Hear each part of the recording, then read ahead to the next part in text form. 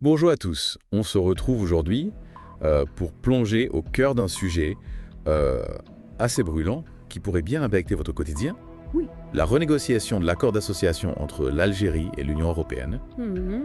Signé en 2002, cet accord régit nos relations économiques depuis 2005. Oui, c'est ça. Mais voilà, le président Tebboune a récemment annoncé la nécessité d'une révision. Oui.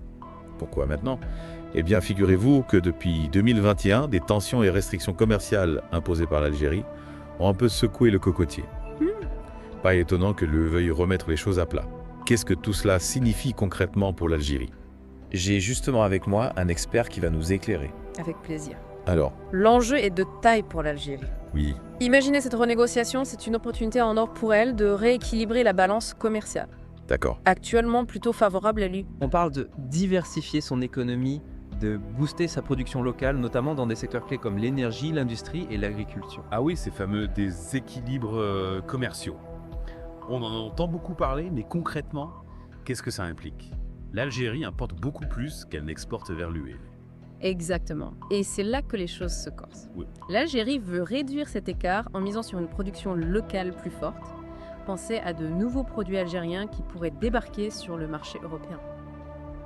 Des dattes, des oranges, du couscous qui s'amensent. Mais attendez, on a parlé de restrictions commerciales imposées par l'Algérie. C'est quoi le problème au juste ? Eh bien, l'Algérie a décidé de serrer la vis sur certains produits européens, ce qui n'a pas vraiment plu à l'UE. On comprend leurs inquiétudes, ces restrictions, le commerce et les investissements. D'accord. Je vois du coup ces consultations techniques prévues à Alger, c'est un peu le rendez-vous de la dernière chance. Pas exactement, il ne s'agit pas d'une confrontation, mais plutôt d'une occasion de dialoguer et de trouver des solutions qui arrangent tout le monde. On croise les doigts. Mais il y a un autre point qui me titille, la dépendance de l'Algérie aux hydrocarbures. Pourquoi c'est un problème, Enba ? L'Algérie est un acteur majeur dans le domaine de l'énergie, notamment pour l'Europe. Mais dépendre autant du pétrole et du gaz la rend vulnérable aux fluctuations des prix mondiaux. C'est un peu comme jouer en bourse avec ses économies. Ça peut rapporter gros, mais le risque est élevé. Et ça pourrait avoir un impact sur nos factures d'énergie en Europe ? Non. Absolument. Imaginez une flambée des prix du gaz à cause d'une pénurie. Oui. Pas très réjouissant, n'est-ce pas ? C'est pour cela que l'Algérie cherche à diversifier son économie. En gros, ne pas mettre tous ses œufs dans le même panier. Mais concrètement, comment s'y prendre ? Est-ce vraiment possible ? C'est un défi ambitieux, mais la révision de l'accord pourrait donner un coup de pouce à l'Algérie. Imaginez, au lieu de se reposer uniquement sur le pétrole et le gaz, l'Algérie pourrait devenir un exportateur majeur de panneaux solaires. Profitant de son ensoleillement exceptionnel, un véritable atout pour son économie et pour les objectifs d'énergie verte de l'Europe. Du soleil en bouteille, en quelque sorte. Mais parlons bien, la diversification c'est une chose, mais il y a aussi ces fameuses règles d'origine dont on a entendu parler. Oui. Qu'est-ce que c'est exactement ? Ah, les règles d'origine. Imaginez que vous prépariez un gâteau.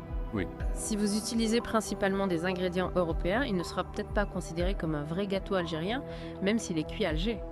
Ah, d'accord. Ces règles déterminent la quantité de contenu local nécessaire pour que les produits algériens bénéficient de l'accord commercial. D'accord, je comprends mieux. Ah.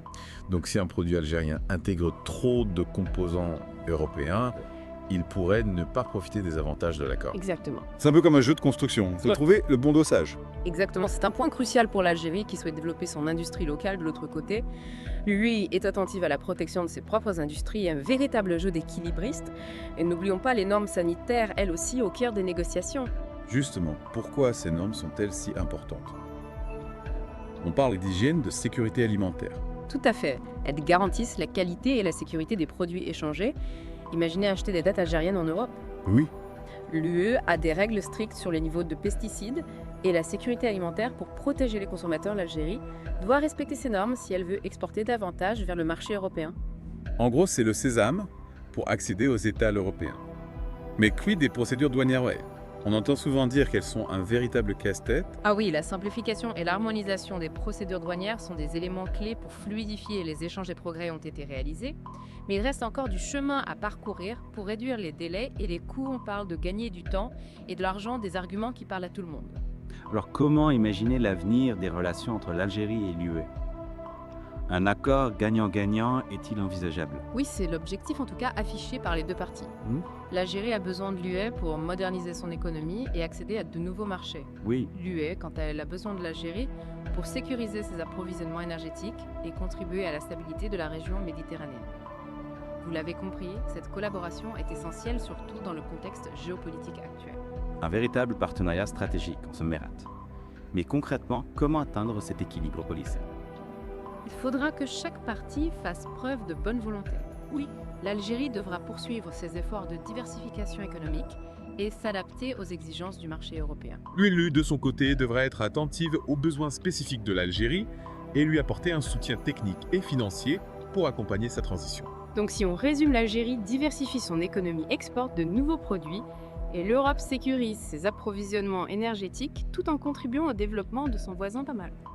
Mais y a-t-il des obstacles potentiels à cette vision idyllique? Bien sûr, tout n'est pas rose, le chemin vers un accord satisfaisant sera semé d'embûches. La clé du succès réside dans la capacité des deux parties à trouver un terrain d'entente et à faire des compromis. C'est une renégociation à suivre de près, donc. Et dites-nous, chers auditeurs, quel est selon vous le principal défi à relever dans ces négociations? N'hésitez pas à partager vos réflexions sur nos réseaux sociaux. En attendant, restons optimistes et gardons un œil sur l'évolution de secteurs clés comme l'agroalimentaire algérien. Tout à fait, imaginez des oranges juteuses, des dattes succulentes et des olives savoureuses d'Algérie sur nos tables européennes. Un signe tangible des changements à venir dans cette nouvelle ère des relations entre l'Algérie et l'UE. Un avant-goût délicieux de ce que l'avenir nous réserve. Merci de nous avoir suivis dans cette plongée au cœur de la renégociation de l'accord entre l'Algérie et l'Union européenne. On se retrouve très vite pour une nouvelle exploration.